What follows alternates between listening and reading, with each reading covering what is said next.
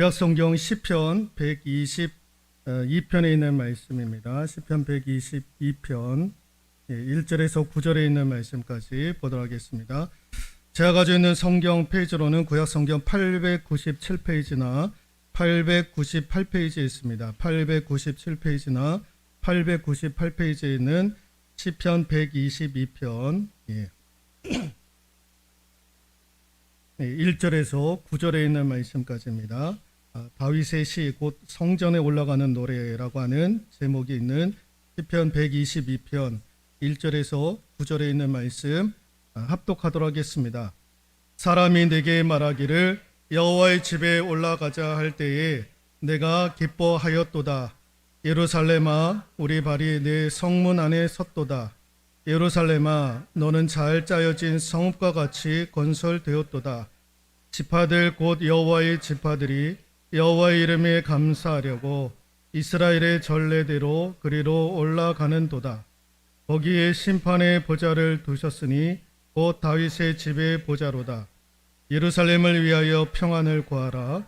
예루살렘을 사랑하는 자는 형통하리로다. 네 성 안에는 평안이 있고 내 궁중에는 형통함이 있을지어다. 내가 내 형제와 친구를 위하여 이제 말하리니 내 가운데에 평안이 있을지어다. 여호와 우리 하나님의 집을 위하여 내가 너를 위하여 복을 구하리로다. 아멘. 교회는 이라는 제목 네 번째 시간, 사랑하고 복을 받는 곳, 교회는 사랑하고 복을 받는 곳이다 라는 제목으로 하나님의 말씀 전해드리도록 하겠습니다. 여러분, 신앙생활을 할 때 가져야 될 중요한 것 가운데 하나가 사랑의 대상. 신앙생활, 믿음의 사람들, 교회 생활을 하시는 분들은요, 이 사랑의 대상, 이런 것들을 잘 사랑해야 돼요. 세 가지를 사랑을 해야 되는데, 그게 뭐냐면 내가 믿는 하나님을 사랑해야 되고, 내가 출석하고 있는 교회를 사랑해야 되고, 내가 출석하고 있는 교회 주의 종을 사랑할 수 있어야 되는 거예요. 근데 이것 중에 하나라도 삐끗거리면 다 은혜를 못 받아요. 하나님을 사랑하지 못하고, 그러면 교회 사랑하지 못하고 주의 종 사랑하지 못하는 거예요. 교회 사랑하지 못하면 하나님과 주의 종과의 관계도 깨지는 거예요. 주의 종과의 관계도 깨지면 하나님과 교회의 관계도 깨지게 되어져 있는 거예요. 이 셋 중에 하나만이라도 금방 가더라도요, 다 무너지게 되어져 있는 거예요. 그런데 이 셋 중에 뭐가 중요할까요? 하나님이 1번으로 되어져 있으니까. 근데 이 셋 중에 가장 중요한 게 무엇이냐면은 교회에 대한 사랑입니다. 교회에 대한 사랑. 여러분, 교회 사랑하면 하나님 사랑하게 되어져 있는 거예요. 교회 사랑하시는 분들이 대체적으로 누굴 사랑하느냐? 주의 종을 사랑하고 잘 섬기는 거예요. 교회에 대한 사랑이 없으면 하나님에 대한 사랑이 없어지는 거예요. 교회에 대한 사랑이 없으면 주의 종에 대한 사랑도 없어지는 거예요. 다 함부로 대하고 하는 거예요.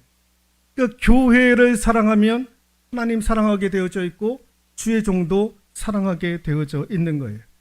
오늘 다윗이 시편 122편을 통해서 주시는 교훈이 무엇이냐? 바로 이거예요. 같이 한번 읽어볼까요? 교회에 대한 사랑인 거예요. 교회에 대한 사랑. 오늘 그러잖아요. 6절에도 예루살렘을 위하여, 2절에도 예루살렘아 라고 얘기를 합니다. 예루살렘이 어디입니까? 교회를 의미하는 거예요. 교회. 교회를 사랑하라는 거예요. 교회를 사랑하라라는 것입니다. 예루살렘은 교회를 의미하는 거죠. 교회를 사는 거. 다윗이 오늘 제목에도 다윗의 시, 곧 성전에 올라가는 노래라고 되어져 있습니다. 성전에 올라가면서 부르는 노래였다라는 거예요. 여러분, 다윗이 교회를 얼마나 사랑했습니까? 교회를 사랑해서 교회를 건축하고자 하는 마음이 있었는데 하나님이 그것을 허락하지 아니했지만은 솔로몬이 주의 전 성전을 건축하기 위한 모든 제반들을 다 마련하지 않았습니까? 비록 그는 자신의 손으로 교회를 건축하지 못했지만 그럼에도 불구하고 교회에 대한 사랑이 있었던 거예요. 그래서 아들 솔로몬을 통해서 교회를 건축할 수 있도록 모든 것들을 다 기쁨의 마음을 가지고 준비를 하고 있었던 거예요. 그래서 시편 122편은요, 교회에 대한 사랑과 관련된 말씀인 거예요.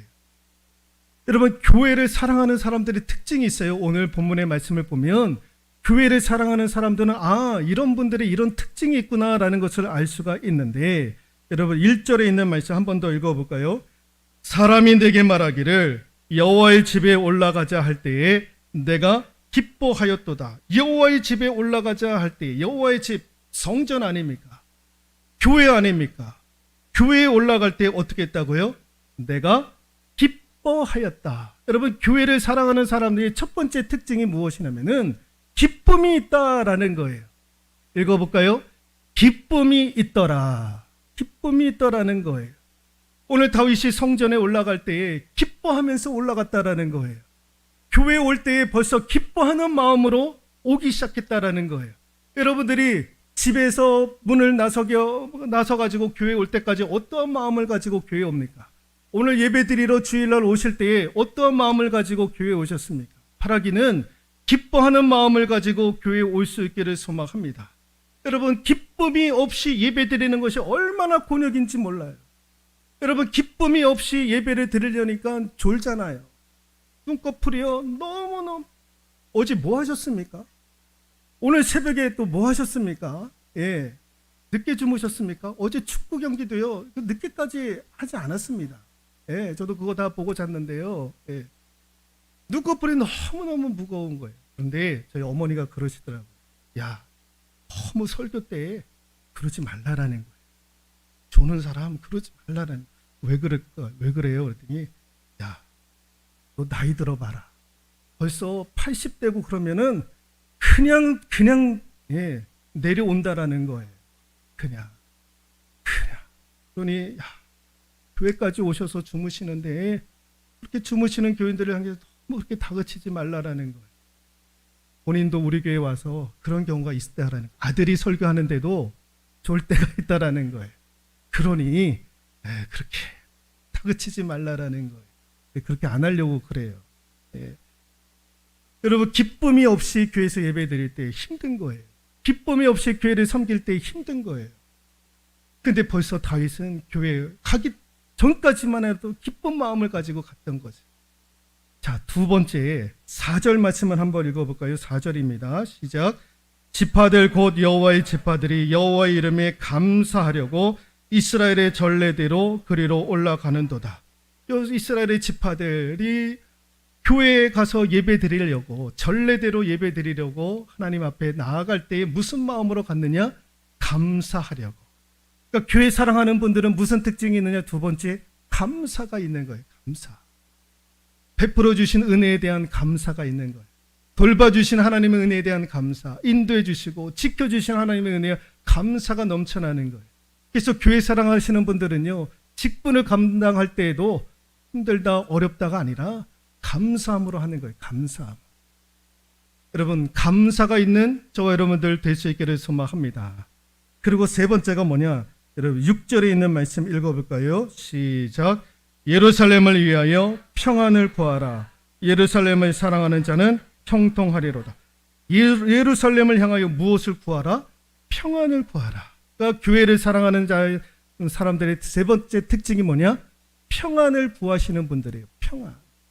예루살렘을 향하여 평안을 구하라. 여러분, 교회가 평안해야 성도들이 평안한 거예요. 여러분, 가정이 평안해야 밖에서 일하는 남편이 편안한 거예요. 가정이 문제가 있으면 나가서 일하는 남편도 문제가 있는 거예요. 자녀들도 가정이 평안해야 건강하게 자라는 거예요. 가정이 불안하면 자녀들도 벌써 아는 거예요. 야, 우리 가정 뭔가 심각하구나. 뭐가 문제가 있구나. 엄마 아빠한테 무슨 문제가, 불안해하기 시작합니다. 여러분, 교회는 평안해야 되는 거예요. 그래서 교회 구성원들은 교회가 평안해질 수 있도록 항상 노력해야 되는 거예요. 항상 그것을 놓고 기도하고 항상 그렇게 될 수 있도록 노력해야 되는 거예요. 여러분, 예를 들면 여러분, 사도 바울이 예수 믿기 이전에 교인들을 얼마나 많이 핍박을 했습니까? 나중에 다메섹 도상에서 사도 바울이 우리 하나님과 만나요.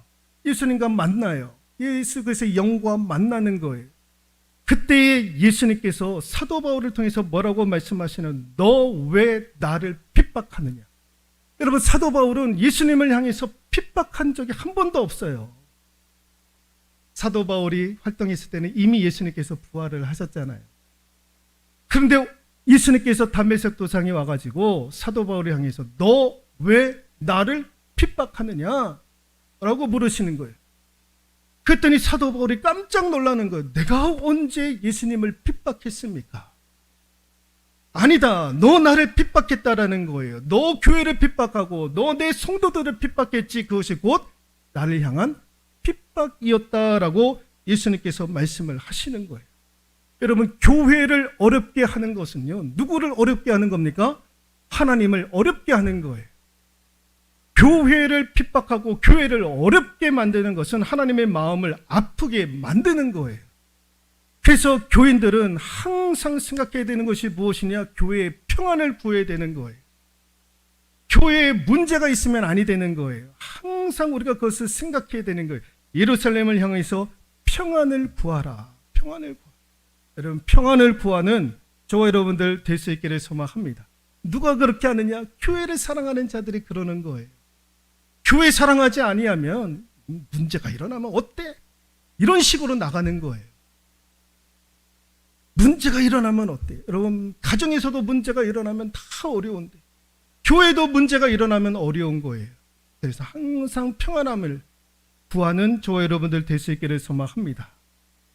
이렇게 교회를 사랑할 때 하나님께서 우리에게 주시는 복이 무엇이냐? 오늘 6절에도 그러잖아요. 하반부에 예루살렘을 사랑하는 자는 형통하리로다. 교회를 사랑할 때 하나님께서 주시는 은혜가 무엇이냐? 형통인 거예요. 복을 주시더라라는 것입니다. 자, 9절에도 한번 9절 말씀 읽어볼까요? 여호와 우리 하나님의 집을 위하여 내가 너를 위하여 복을 구하리로다. 하나님의 집을 위하여 내가 너에게 복을 내리겠다. 복을 구하겠다라는 것입니다. 교회를 사랑할 때 하나님께서 우리에게 주시는 은혜가 무엇이냐? 바로 복을 주시더라. 이게 하나님이 우리에게 주시는 약속인 거예요. 자, 여기서 중요한 말씀을 드리도록 하겠습니다. 여러분, 축복받기 위해서 교회를 사랑하는 것이 아니라 교회를 사랑하면 자연적으로 복이 오더라라는 거예요. 축복을 받기 위해서 교회를 사랑하는 것이 아니에요. 여러분, 예를 들면 학생들, 우리 자녀들이 공부할 때에 점수보다 공부에 신경을 쓰면 그 공부에 최선을 다하면 자연적으로 따라오는 것이 무엇입니까? 좋은 점수가 자연적으로 따라오는 거예요.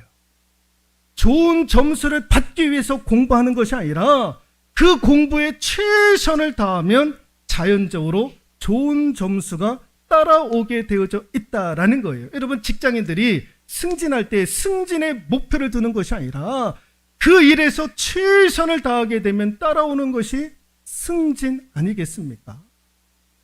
이것을 말씀을 드리는 거예요. 여러분, 복이 먼저 아니라 교회를 사랑하면, 예루살렘을 사랑하면 하나님께서 복을 주시겠다라고 말씀하시는 거예요. 축복받기 위해서 교회에 오는 것이 아니라 교회를 사랑하면 자연적으로 하나님께서 복을 주시겠다라는 거예요. 누가복음 7장에 보면은 로마의 백부장 가운데 하인이 병들어 죽게 되었다라고 하는 구절이 있습니다. 누가복음 7장 1절부터 10절을 보면 갑자기 하인 중에 하나가 죽을 병에 걸린 거예요. 근데 에이, 죽으면 됐지, 뭐 장례를 치르면 됐지, 그러면 되잖아요. 하인인데. 그런데 이 백부장이 그를 살리려고 소문을 들어보니까 예수님이 많은 병자들을 고쳤다라고는 소문을 듣게 되었던 거예요. 그래서 사람을 보냈던 거예요. 그래서 그 사람들이 이제 예수님을 향해서 찾아가지고 얘기를 했던 거예요. 우리 주인의 종이 병들어 죽게 되었는데 좀 살려달라고. 그러면서 무슨 얘기를 하냐면은 그 사람을 보냈던 사람들이 예수님 앞에 이런 얘기를 해요. 우리 주인이 어떠한 분이었냐면, 같이 한번 읽어볼까요? 그가 우리 민족을 사랑하고 또한 우리를 위하여 회당을 지었나이다. 해가지고 누가복음 7장 5절은 그렇게 기록을 하고 있습니다. 그가 우리 민족을 사랑하고, 백부장이 유대인들을 사랑하고 또 우리를 위하여 회당을 지었다라는 거예요. 로마 백부장이 유대인들을 위해서 회당을 지었다라는 거예요. 교회를 지었다라는 거예요. 이런 일이 어떻게 있을 수 있느냐? 그러니까 유대인들을 사랑하고 교회를 사랑했던 거예요. 그런 이야기를 듣고 예수님께서 은혜 주셨던 거예요. 직접 가지 않고 그 하인들을 통해서 그래, 그 죽을 병에 걸린 하인이 나을 것이다 해가지고 하나님께서 예수님께서 병을 고쳐 주셨던 거예요. 회당을 지었나니 교회를 사랑했던 거예요. 회당이 교회 아닙니까? 성전 아닙니까? 그 로마 백부장도요, 유대인들을 사랑했을 뿐만 아니라 유대인들이 사랑했던 회당까지도 사랑했던 거예요. 그래서 그 회당을 지을 마음이 있었던 거예요. 그래서 교회 건축까지도 하게 되었던 거예요. 그 소식을 예수님께서 전해 들으시고 은혜를 받으신 거예요. 그래서 그 백부장의 종의 하인을 예수님께서 깨끗하게 치유해 주셨던 거예요. 무슨 얘기를 예수님이 들으신 겁니까? 그 백부장이 교회를 사랑했습니다. 교회를 사랑하여 교회까지 짓게 되었습니다. 그게 예수님 앞에 은혜로 들렸던 거예요. 그래서 하나님께서 그에게 복을 내려주셨던 거죠. 치유의 은혜의 문을 활짝 열어주셨던 거예요. 교회 사랑하니까 이런 복을 하나님께서 허락해 주셨던 거죠. 화면에 보시면 여러분 왼쪽에 저 독수리가요, 대머리 독수리예요. 일명 대머리 독수리. 저 대머리의 독수리의 먹잇감은요, 썩은 고기예요. 썩은 고기만 찾아다니는 거예요. 어떻게 먹더라도 살아있는 걸 먹어야지. 썩은 고기를 찾아다니는 거예요. 오른쪽에 보시면 저 새가 벌새예요. 벌새.